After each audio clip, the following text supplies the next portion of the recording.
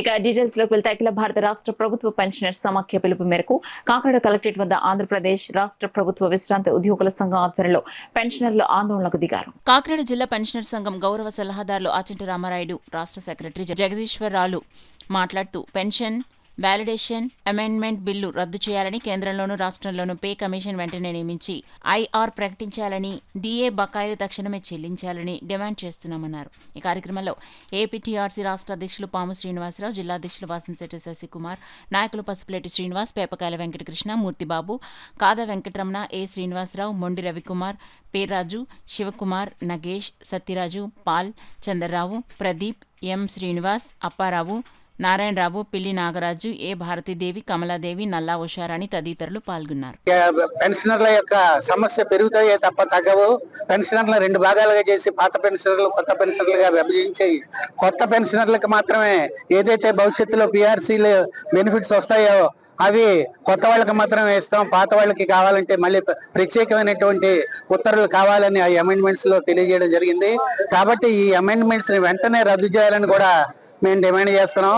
ఇకపోతే ఈ రాష్ట్రంలో జరుగుతున్నటువంటి ఈ యొక్క ఇన్సూరెన్స్ స్కీమ్ ఉంది కదా, దాన్ని కాంప్రహెన్సివ్ ఇన్సూరెన్స్ స్కీమ్ గా ఉద్యోగులకి పెన్షనర్లకి కూడా మంజూరు చేయాలని మేము డిమాండ్ చేస్తున్నాం.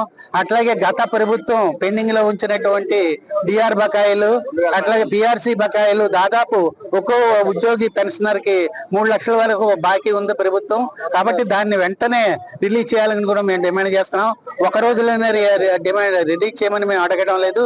ఫేజ్డ్ మేనర్ లో మీరు రోడ్ మ్యాప్ రిలీజ్ చేయండి అని మేము జిల్లా జేఏసీగా డిమాండ్ చేస్తున్నాం. కాబట్టి ఈ సమస్యలన్నింటినీ వెంటనే పరిష్కరించవలసిందిగా ఈ ధర్నా శిబిరం, కాకినాడలో జరుగుతున్నటువంటి ఈ ధర్నా శిబిరం ద్వారా మేము డిమాండ్ చేస్తున్నాం. పిలుపు మేరకు ఈ రోజు రాష్ట్రంలో అన్ని జిల్లా కలెక్టర్ కార్యాలయాల వద్ద రాష్ట్ర ప్రభుత్వ పెన్షనర్ల సంఘం నిర్వహించే ఈ ధర్నా కార్యక్రమానికి all pensioners and retired pensioners association సంపూర్ణ మద్దతు తెలియజేస్తుంది.